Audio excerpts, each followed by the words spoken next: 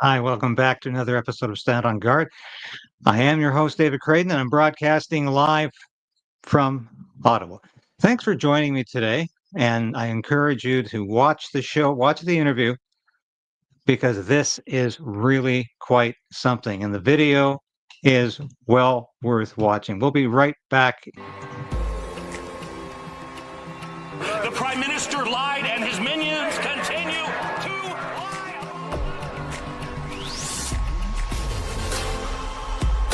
We need political change, but we also need to resolve to resist.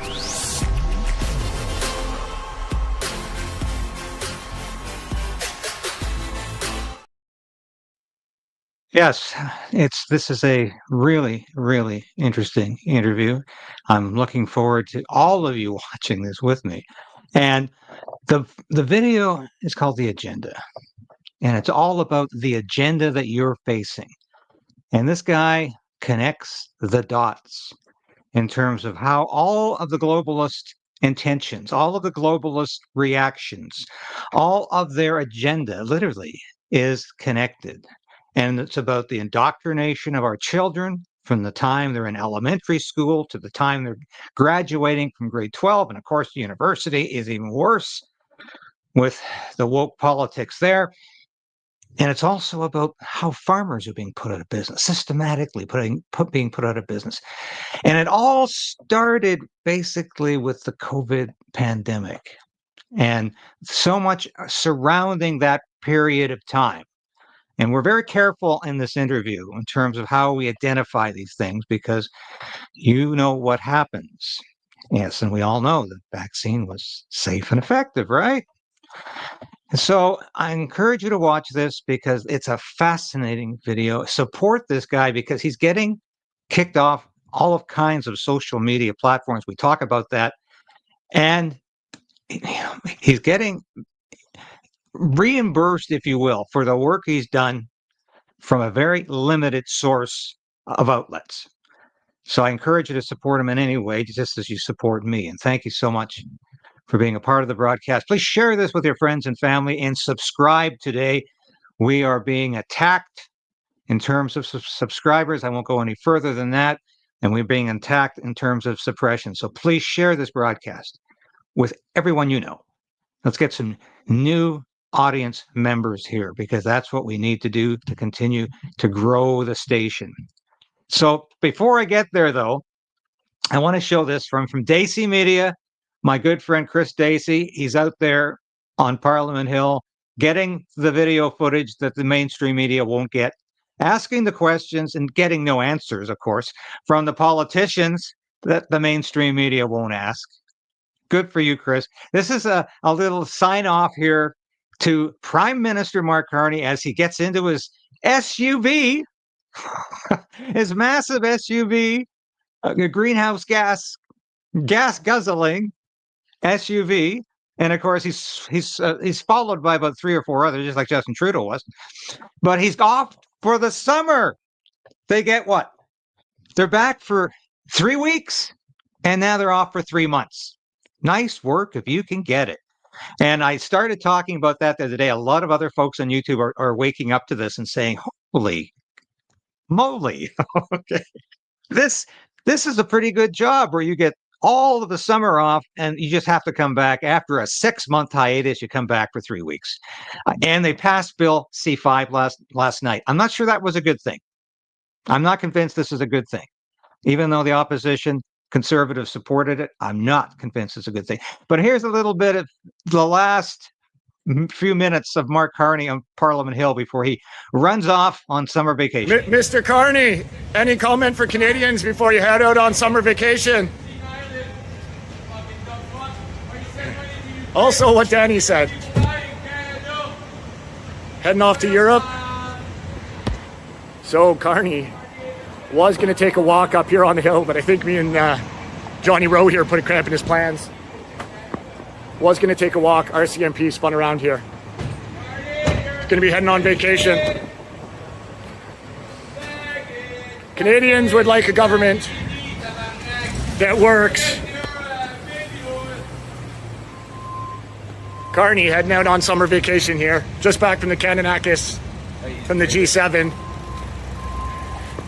There was a lot of... Go back to English. We don't want you here. Okay? Our money stays here. Take care of Canadians. That's your number one job. Okay? Don't take care of Ukraine. Nothing like that. Fresh off giving $4 billion, another $4 billion to Ukraine. Carney is out of here. Thank you, DC Media. Thank you, Chris, for that. Support Chris. Have a look at his X site, and he's got some fantastic material. I better get to this interview, but I just want to say Johnny Rowe there is a mainstay as well on the streets of Ottawa.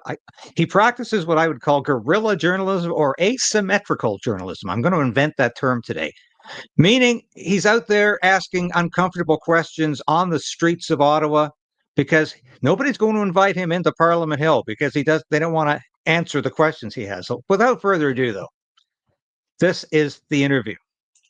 One, thank you for joining us and Stand on Guard. I'm David Krayden, your host, and it's my real pleasure today to have Oracle Films producer or filmmaker, Philip Weisman. And I recently watched his latest work, The Agenda, Their Vision, Your Future. And I was completely, shall we say, spellbound when I watched it, because I was seeing things I've seen in Canada, in the United States, but in some aspects, Phil, it looked worse in the UK. And I was, if I can still be shocked over what the pandemic has done to us, has done to democratic countries, I guess to some extent I was shocked because, and we can go through some of these things, but how would you describe what the COVID-19 pandemic did to our freedom in democratic countries like the UK, Canada, and the United States? Well, thanks for the invitation, David. I've appreciated your output for some time. So as far as the COVID, I won't use the word pandemic, but the COVID crisis, if you like, how did it impact our freedoms? I think, well, it decimated them. I mean, but equally, I think it was a wake-up call to so many people, particularly across the West, but around the world, that the power structures that we are told, or whereby the way in which power works in our country, we're told to believe we live in a functioning democracy, we have elected officials, and we vote them in, and we have the capacity to vote them out if we don't feel that they're acting in our interest. What we saw during the COVID operation was effectively a degree of orchestration and implicit pre-planning that clearly was happening and had happened above the level of nation. So our elected officials weren't making decisions. They were acting in complete lockstep with one another in a way that I think could only imply an event that had been orchestrated and been pre-planned. And certainly when you look at the net collateral harms of measures like lockdowns, the so-called vaccines, all of the interventions that were imposed upon us against our will, they've all had a horrendous impact. And so that should tell you that these interests, this transnational ruling class, if you like, aren't acting for your interest, but they do have a controlling interest over our so-called elected officials. And that's not just unique to the United Kingdom. I think COVID put that on full display to anybody that was paying attention, that this is happening across the world. Yes, well, it certainly happened here in Canada and the United States. I think it brought together a lot of people that otherwise might not have known they had so much in common, because this was about free speech and free assembly. We lost that during COVID. And it was so nice to see people of like-minded principles come together during that time. But before we get into more specific questions about the film and where you think this is going, can you just fill us in a bit about your personal background as a filmmaker and what motivated you to make this particular film, The Agenda? Sure. So, I mean, it's funny you brought up COVID, because, I mean, prior to that time, I mean, I was effectively just working as a freelance camera operator and an editor, not doing anything remotely considered controversial, just producing corporate video and live events for clients. I mean, that was essentially how I earned a living and how I still do. But when the COVID sort of events started unfolding, I spent a good chunk of the first half of 2020 doing some sense making and coming to the realization that the information we were being told was not the truth or anything like it. And as I've just stated, that there was a degree of orchestration happening and transpiring above the level of nation that was not acting in our interests. So I observed that there was a growing pushback happening online again across the world. And I sort of began following dissident voices, and to the extent that I felt compelled to start going to some anti-lockdown demonstrations in London, and that was by sort of September 2020. And that was the first thing that kind of fell under the umbrella of Oracle Films, if you like, which was effectively myself and a good friend of mine who was just a freelance camera operator and an editor, somebody I've known for a long time, and was in a very like-minded position to myself.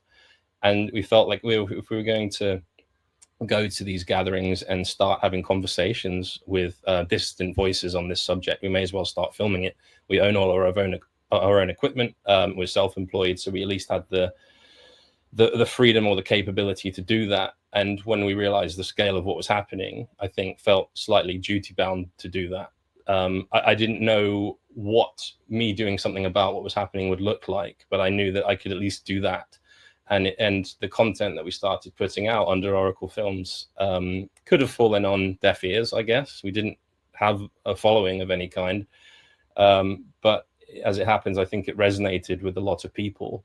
And ever since then, even though it's not by any stretch a functioning business model or a sustainable business model, if I can borrow that word in its true sense, we've kind of self-financed for the most part a lot of content on this issue. And the agenda, I think, is kind of the culmination, or at least the most ambitious attempt to pull so many seemingly disparate aspects of what's been done to us together under one roof.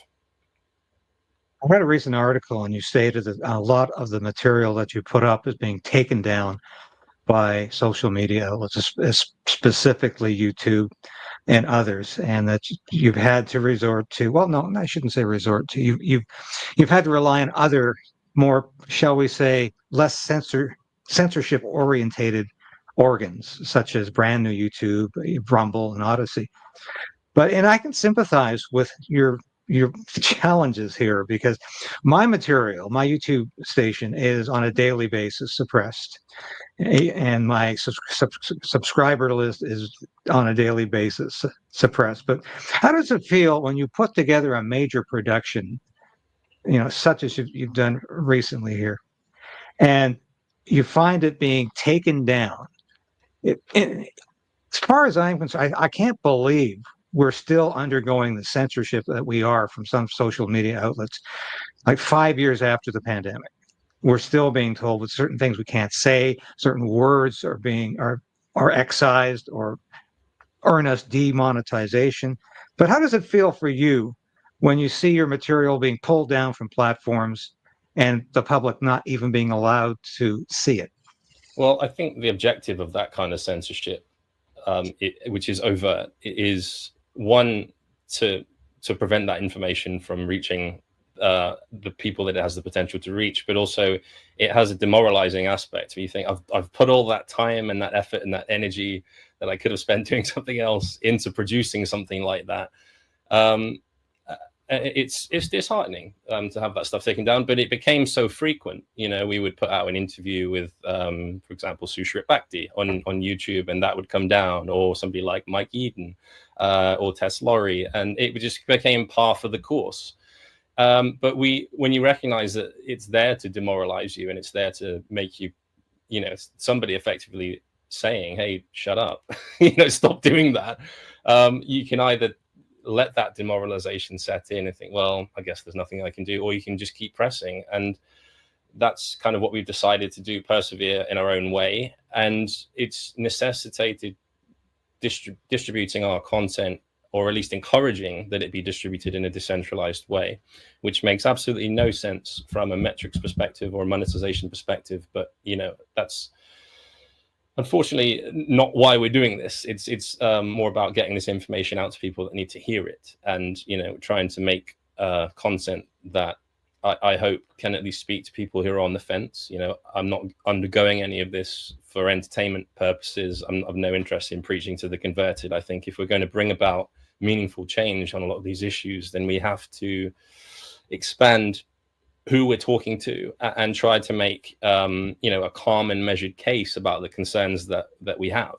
And so that's what we've attempted to do, and not let that overt censorship sort of stifle that objective. But obviously censorship comes in many forms, and that censorship during COVID was very obvious. Like you to the extent that you say, well, you mentioned, we talked about this in this video, therefore they don't want you talking about that issue. Now, you know, algorithmically, censorship has become a lot more sophisticated, and in some ways a little bit more dangerous, because through things like shadow banning, algorithmically your voice can be dialed down. So even though you might exist and you might have a voice on a platform, doesn't mean that you're guaranteed to reach your subscriber base even. And that's in one of these measures of digital control which is being brought in, which shows you the dangers of centralization in this way. So the censorship's twofold. There was the overt kind, which I think isn't as prevalent now, or it doesn't seem as prevalent, but a lot of people are self-censoring because of what they learned during that time. But there's also the more covert shadow banning stuff, which I think is rife through many large platforms at the moment. Oh, absolutely. The suppression, the shadow banning is rampant, and I'm affected by it every day. And like I say, I keep fighting back. But the G7 so-called democratic nations have all really agreed, I guess with the exception perhaps of Italy, have all agreed that there is such a thing as a scourge of misinformation, disinformation that has to be stopped. And that their definition of safety is that when people can no longer hear this disinformation and misinformation, which of course is whatever they decide to ascribe that term to, just like hate speech. It's hateful speech if the government hates it.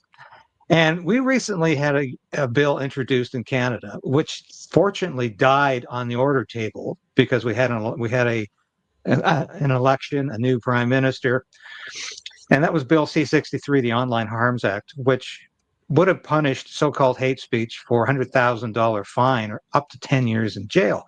So a lot of people thought was unbelievable. Not just outrageous, but unbelievable. And one of the components of Bill C-63 was a thought crimes component, where people could actually be sentenced to house arrest because somebody on your street had reason to believe you might say something hateful because you were thinking it. And once again, this is hard to fathom that a democratic nation, a country like Canada, with its history of free speech, which we inherited, of course, from Great Britain, would go to these lengths to silence people. But, you know, I was looking at an article recently, and this is the state of Great Britain. And I discussed this recently with Neil Oliver, whom I'm sure you knew, who is a profound critic of the censorship going on in Britain. And here we have 12,000 arrests a year for people who just happen to post the wrong thing on the internet, or who are, shall we say, opposing the government's narrative, or who are daring to call out issues and policies that the government doesn't want called out. And I just, do you think that what do we need to do to fight this sort of censorship? Because I mean, Keir Starmer, Justin Trudeau, Mark Carney, Joe Biden, hopefully not Donald Trump. I hope he's coming around to sanity again. But these people are all fighting free speech and censoring what we do. And what can we do to combat this? Well, it's a good question. It's a relief that bill was sort of fought off. I mean, it's not been a good week in the UK for legislation. I mean, we've just had a bill basically legalizing abortion up to birth passed this week. And literally today they've passed something called the assisted suicide bill, which would basically give doctors authority to euthanize people. So that's literally just been passed in the UK today. Yes, which we do in Canada. Yes. Yes. I mean, that's two fundamentally anti-human pieces of legislation that have just sailed through Parliament. And so it would appear that there's not a political solution to this. I think, I do think we can fight this stuff off, because I think we have to. It's like a necessity when you realize, the extent to which this and the trajectory that this is leading us towards. But it would appear that pushback is going to have to come from the ground up. And as you said, if Donald Trump is fighting on the right side of this, I think that would be wonderful. I think there's a danger that people fall into resting on their laurels when they see the likes of Robert F. Kennedy Jr. or Donald Trump, and they think, right, great, they're going to solve this problem. And I think we've been conditioned for a long time, systematically, to look for quick fixes to problems. And, as you all know, Canada has been an epicenter for a lot of the issues over the years that we raise in the agenda through the likes of Maurice Strong and Mark Carney, but many others. This has been entrenched for decades. Okay, there isn't, unfortunately, I'd love to tell you, I've got the answer, guys, this is what we do. If it's fixable, it is going to require every single person that understands it and can see what's happening in the path that we're being led down to combat it in their own way. And I think that starts from getting involved on the local level. I mean, as I said, if there are national leaders who are genuinely opposed to this, I think that's great, but don't allow that to stop grassroots momentum and stop you doing what you're doing. Because unfortunately, this is, not to be cynical, but it is a bad situation.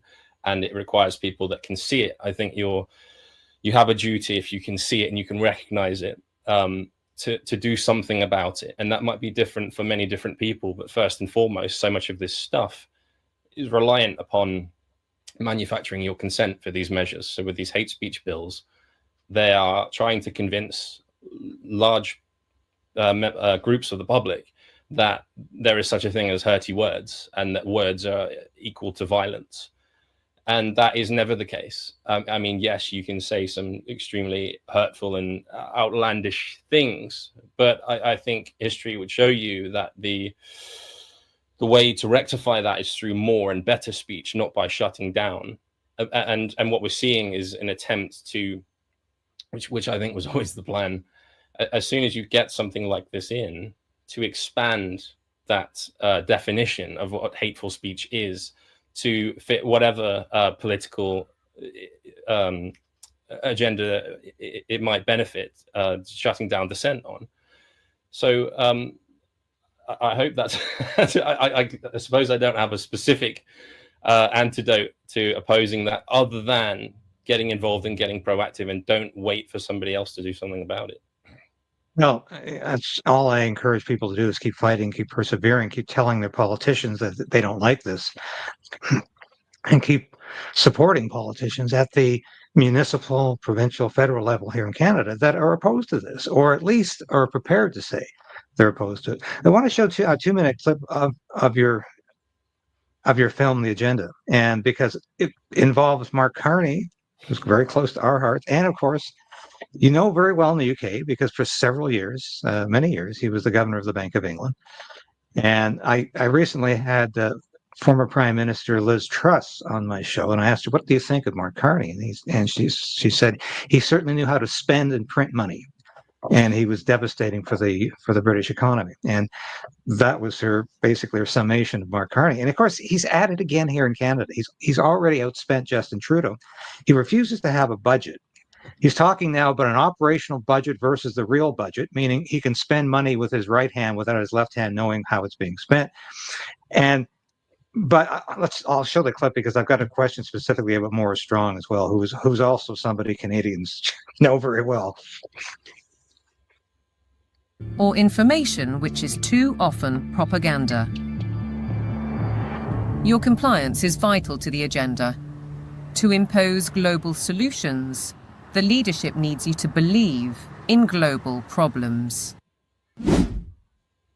The financial kingpins have long seen themselves as masters of the universe, manipulating global affairs through institutions like the International Monetary Fund and the World Bank. Is Agenda 2030 the defining act for complete control? And how significant was the global response? One might ask why the UN needs a multi-billionaire finance and media player as a special envoy, or why Mark Carney, the former governor of the Bank of England, who called for a new global monetary system, is the UN's special envoy for climate action and finance. And then there's Larry Fink, the boss of BlackRock, the world's largest asset management company. He's a board member of the World Economic Forum, and as we'll see, has driven the UN's goals through investment strategies for the past 20 years. All three are principles of the Glasgow Financial Alliance for Net Zero, a partnership with the UN. With the green economy worth trillions to corporations and investors alike, it's hard not to see a conflict of interests. Are the bankers raising money to achieve United Nations goals, or are the goals a Trojan horse to change the world's financial control systems? Now consider the events at Jackson Hole, Wyoming in August 2019, only 3 months before the COVID outbreak. It's when Mark Carney delivered his call for change, and BlackRock proposed a new financial mechanism, going direct, which in principle allows central banks to channel capital direct to large corporations. How we came to the point where we think that we're going to prevent bad weather from happening by eliminating fossil fuels is just about the most nonsensical, illogical thing that I can imagine. And the whole world is caught up in this nonsense. So how did the carbon story take hold? Meet the man who invented climate change, according to The Telegraph. His name? Maurice Strong. And of course, we encourage people to watch the whole documentary, and it is absolutely fascinating. But I see Mark Carney there, and of course, he's strong connection to the UK. His wife was born in Britain. Do you think Mark Carney was groomed at Oxford, where of course, he spent his last university session, to become a globalist central banker? And do you think he was installed in Canada largely by the machinations of the World Economic Forum and other globalist organizations to counter Trump's nationalist agenda, which was a lot stronger, say, 4 months ago, and I predict it's going to be a lot stronger if Donald Trump refocuses on domestic rather than foreign policy in the Middle East. But do you think that's the reason for Mark Carney, is because the globalists wanted a strong replacement for Justin Trudeau, who would be doing their bidding, who would continue their policies, and really had the background that Justin Trudeau didn't have. This is a man who has been so active in globalist organizations, as you pointed out in that video. He was the UN Goodwill Ambassador for climate change, and governor of the Bank of England, governor of the Bank of Canada. And so do you think there was a bit of grooming going on there at Oxford? I mean, I can't prove it, but I mean, as you point out, it would certainly seem like he was inserted into that position as your prime minister in response to Donald Trump. And when you look at the history of a Maurice Strong, for example, he's got a remarkable capability when you look at the institutions that he moved between. Not long after meeting or becoming introduced to the Rockefeller family, his career just went from strength to strength. You know, he was getting senior positions at the United Nations, and he was head of this committee, and his career just exploded. I think as soon as he was a successful oil tycoon in his own right, but when you look at the circles he was moving in, it's quite clear that he was being inserted as a key player, I think, to do the bidding. And Maurice Strong, as far as the official narrative on climate change in the United Nations Sustainable Development Agenda, was the pinnacle of it. He was the key driver of it for decades. And I don't know how people are in Canada, but in the UK, I think a lot of people, if you ask them on the street, wouldn't even know the guy's name. And look at the influence that he's had over the trajectory of the Western world over the last few decades. And the same is true of Carney, as you pointed out, to have gone from the Bank of Canada to the Bank of England to Prime Minister of Canada. It's like, wow, he's really just maneuvering himself like a chess piece, isn't he? And it would seem to me, you know, again, he's also a member of the Trilateral Commission. It would seem to me like he's been given some assistance from somewhere, put it that way. Yes, that would seem probable. And Morris Strong, of course, was not only a good friend and colleague of Pierre Trudeau, the father of Justin Trudeau, or some would say it's father of somebody else, but I won't get into that. But here we have Morris Strong, recently died in communist China, and was very, very supportive of the Chinese car industry. There, he was essentially a lobbyist for the Chinese car industry. But the fact that he would embrace China, one of the worst violators of greenhouse gas production, one of the worst climate change people, according to people like Morris Strong anyway, these are people who violate all the rules. And yet here he is, ensconced in his private mansion in Beijing, and this is where he lives out his days.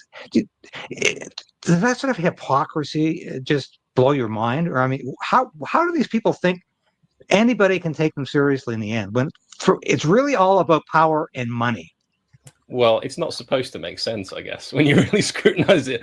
But also, he was, to my knowledge, he was actually exiled to China because there was this huge scandal over the oil. I don't know if you're familiar with the oil for food scandal, but he effectively fled to China in his later years, and he sort of became a lot quieter, considering how he had been through 70s, 80s, and 90s, and I think sort of quietly retired in disgrace.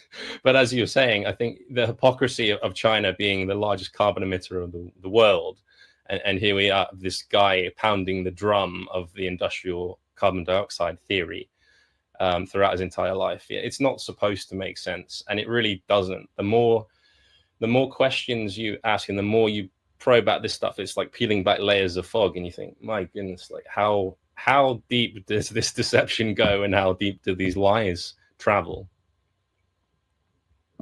Well, it does make me wonder the same thing. And UN Agenda 2030, and you talk about this in the film, it's in the schools, certainly in the UK school system. And this, of course, is all about basically brainwashing children to accept the whole climate change narrative, the whole net zero narrative, as well as what has been, I think, erroneously described as gender affirming care. Do you think that's why we see teenagers throwing tomato soup on works of art and doing outrageous acts because they think they're somehow saving the world by destroying an old master? And it's this sort of crazy thinking. Do you think that's because they literally have been brainwashed in the school system? It would certainly seem that way. And what we see, whether it's through climate or critical race theory or gender affirmation, as you say, I think these are all very Marxist ideas, and they serve a purpose in that if you can get a generation of people to believe that, they will stand vehemently against the generation that came before them, because all of these ideas, whether it's critical race theory or anything else, tell you that you're oppressed, or, you know, perhaps if you're a white person, that you've been an oppressor and you have some reparations to make. So, but it's all about turning the population against itself, and certainly, as I see it, an attack on the nuclear family and a way of introducing government through the state school system as an authority that would supersede the parents. That becomes very clear when you look at a lot of these gender ideas that are coming into schools, and the fact that a lot of this now doesn't require parents' permission, and parents aren't being fully informed about the content of lessons because it's being classified in certain ways. And, you know, we have third parties being invited into schools to give assemblies and not sort of lessons as such that exist within the normal school schedule. So all kinds of ways to circumvent parental intervention and to get in the way of the parent-child relationship, which I think is quite dangerous. Yes, indeed. I have one piece of good news for you today, and I don't know if you're aware of I feel like I've been all bad news so far. this story. Well, sometimes it is, but Human Events recently published this article based on a news story this week, and I write for Human Events. This is not my story, but I think this might have some ramifications, not just for the United States, but the world, because in this case, the Supreme Court of the United States sided with the state of Tennessee in that it can block so-called gender-affirming care for children, and the parents cannot be forced to have their children go through this, I would say, horrific process. I have to be careful with my words here, obviously, but I don't know if you were aware of this, but now you are. And do you think this might have some positive consequences, ramifications for other democracies that are trying to say this is a horrible procedure? Children should not be allowed to do this without their parents' consent, if at all. And one province in Ontario, in Canada, is actually saying children will not be doing this under any circumstances before the age of, I believe it's 16 or 18. And that's Alberta. But it is in Tennessee, of course, did come out full force on this, saying that this will not happen to children. They have to be of the age of majority to make that decision. Children cannot decide to change their gender, especially when it comes to physical changes such as this. So you think this is a positive move there? Absolutely. And it goes to my point that it can be demoralizing when you see bills the likes of which have been introduced in the UK this week, to think, gosh, is there any hope for us to push back against this anti-human nonsense at all? But occasionally you do see wins like that, and you realize that whatever's driving this isn't all powerful, and there are still chinks in the armor, and there's still, if enough people push back against it, there is still hope for fighting it off. I mean, earlier this year in the UK, the Supreme Court, I mean, it's a sad sort of indication of the state of our society, but that this went to the Supreme Court, but they gave a ruling that there are only two genders, right? And it's like, wow, sanity prevailed. So yeah, I think those wins, to answer your question, I think they're indicative that this isn't a foregone conclusion. And if enough people push back on this stuff, it is possible to fight it off.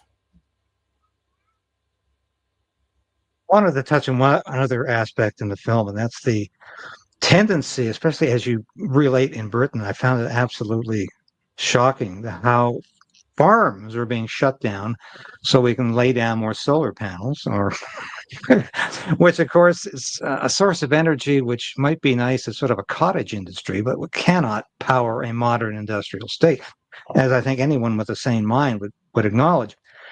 But there's this move on to shut down the family farm, and we're seeing it here in Canada too. Even though there's vast acreages of farmland in this country, farmers are being starved of fertilizer because that's bad for greenhouse gases, so you can't buy fertilizer, and there's huge tariffs on fertilizer coming into the country now. But you talk about the food factories or the farm factories, and it brings to mind, to me, one of my favorite futuristic films from the 1970s was Soylent Green. And if you've seen the ending of that, it's Chuck Heston at the end saying, "It's people," and that's what the populace has been forced to eat.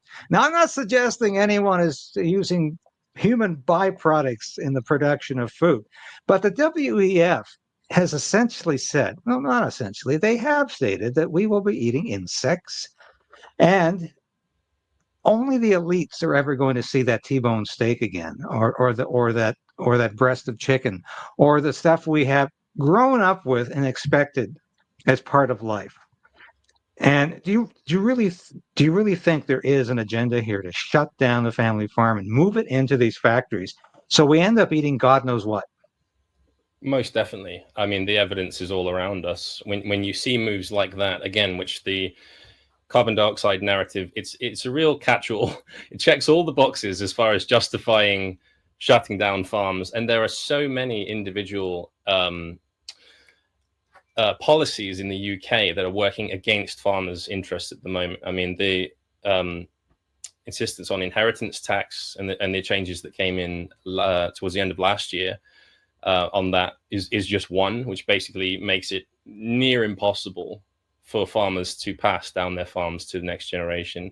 But they're also being incentivized to not farm, so to just basically rewild their and it's like we're being in so many different avenues pushed towards a centralization of the food system, but also potentially a manufactured food crisis.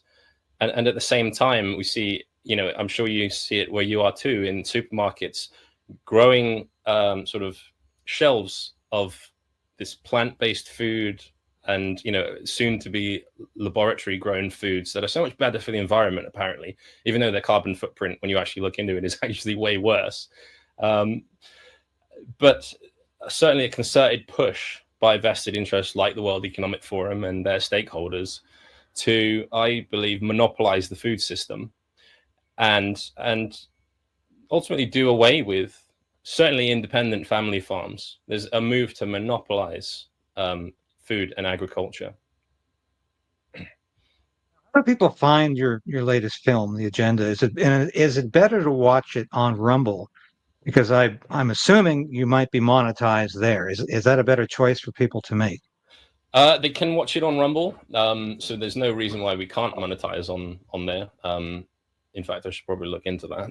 But we do have a link there. But through the easiest way is a landing page we set up called theagendafilm.com, which currently has the YouTube link embedded, and I'll make sure we put the Rumble link or embed there too.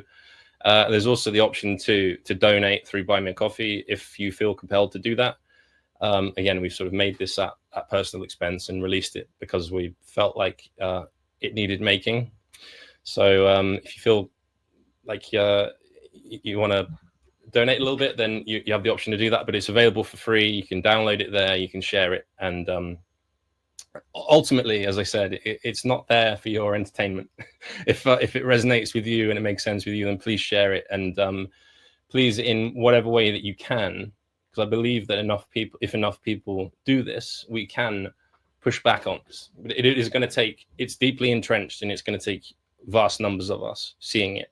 But once you see it, you recognize that so many of these measures have required the engineering of your consent over a long period of time, right? I mean, we talked about the COVID narrative earlier, and so much of those ridiculous policies, mask mandates, for example, and ultimately the so-called jabs too, they required, or they weaponized people's good nature. So there's a lot of military-grade behavioral psychology involved in the COVID narrative that made people truly believe that you were an awful person, you were a granny killer, you didn't care about your neighbor, you didn't care about the greater good if you refused to toe the line and refused to go along with these policies. And what you'll see with the climate narrative, even though it's over a much broader stretch of time, it's the same thing, right? You need to accept impositions on your consumption habits, on your lifestyle. Maybe you shouldn't be traveling abroad anymore. Maybe you shouldn't own a car. Maybe you shouldn't be eating meat. You need to accept all of these things for the greater good. And it's the exact same piece of weaponized behavioral psychology. And it's not that people are stupid, right? It's that most people are actually good. And I think that's one of the most sinister aspects of this, is that it has weaponized people's good nature. And in a way, it's actually making the world a worse place, because when you realize that, you're a little less trusting of people, or certainly so-called philanthropists. Well, you couldn't be more right, Phil, because I'm ex-military, served in Canadian Air Force for over a decade, and my father was in the military. And when COVID came around and I was told this vaccine was safe and effective, I believed the government, because I had been used to not necessarily following every order I heard, but trusting in the government, trusting in the authorities that they weren't going to try to hurt me, that they were doing this for my own good. And certainly I've learned that that's not necessarily the case. And I've suffered in my own life many people who I've known dearly, family members who have passed this. And I say this, I cloak this under the phrase of the unintended consequences of the pandemic. and I think we all know what that means. And so I've been personally affected by this. I thank God that my health is still good because I took the vaccine twice. And as I said, because I believe the government, and I don't really believe governments anymore. And I don't think they're working necessarily for our good, but for their good. And ultimately, I always tell this to people. I had a teacher in high school who said to me one time, he says, David, it's not about conservatism or liberalism. It's not about capitalism or socialism. Ultimately, it's about power. And ideology is nothing but a veneer for power, which is why people like Morris Strong end up in China, which is why Mark Carney, the international banker, and who wrote that his political heroes are Karl Marx and Vladimir Lenin, can be masquerading right now as almost a small C conservative who wants to create a super economy in Canada, wants to make Canada a energy powerhouse for the world, and is even considering pipelines again. But of course, this is all a veneer for power. So, I can't say enough about the work you're doing. I always encourage people who have the moxie, the guts, and the motivation to do this kind of work, because you're going to get hit with a lot of pushback from the powers that be, and you're getting that. So I'm glad people are supporting you through Buy Me a Coffee. I think, yes, definitely get Rumble working for you, because Rumble is one of the bastions of free speech. And we're going to put all of your information in the description.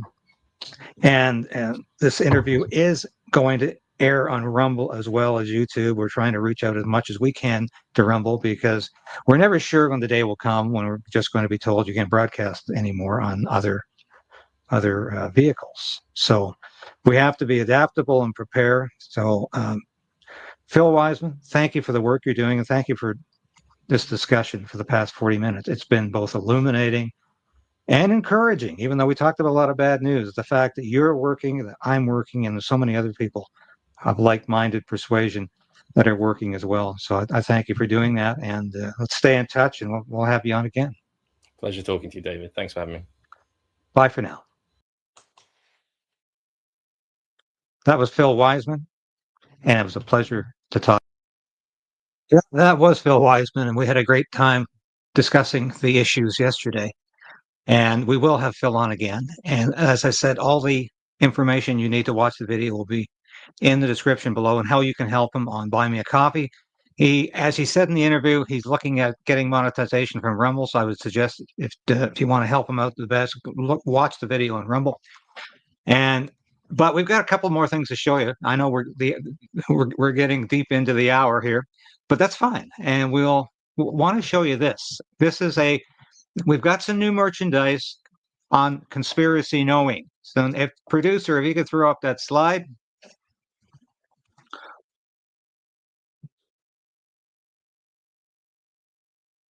Producer, if you could throw up that slide.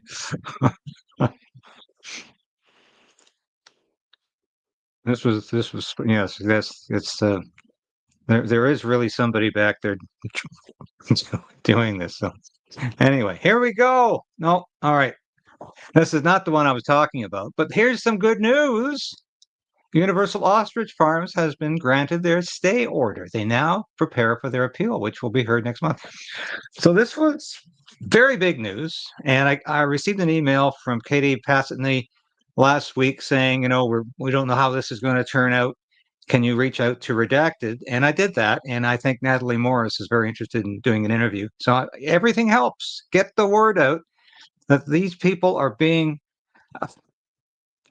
not just affected, they are being completely consumed by government overreach. I'll put it that way.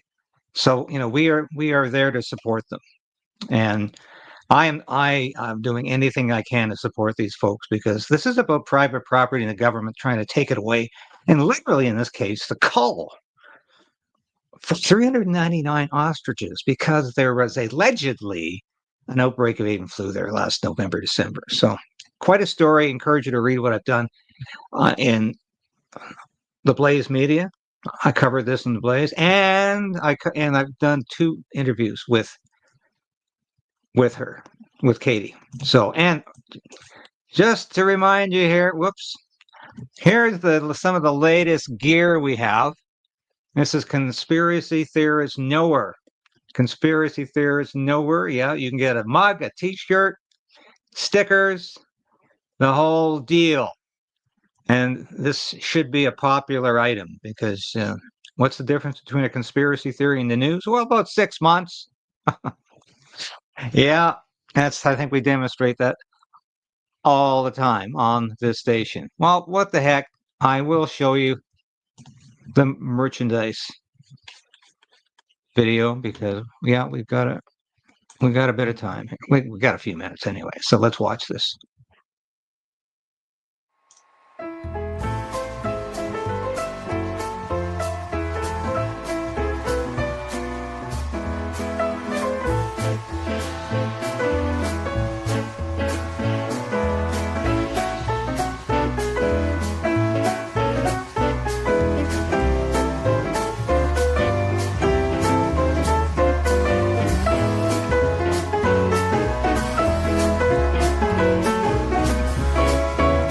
Yeah, this is our new merchandise video.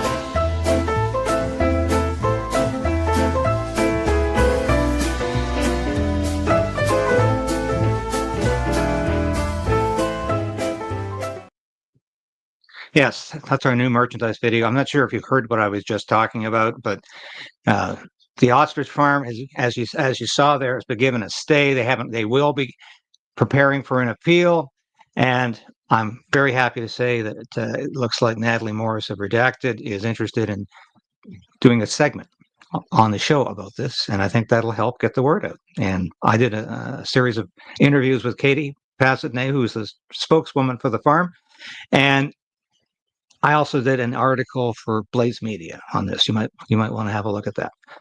And that's about all for today. Thank you for watching, and thank you for watching this interview with Phil Wiseman. Really enjoyed it, and I hope you did as much as I. So let's end it there, and thank you so much for watching the show today and for being a supporter of Stand on Guard. I've been coming at you live, as I always do, from Ottawa. Let's God bless this country and Godspeed to all of you. Resolve to resist.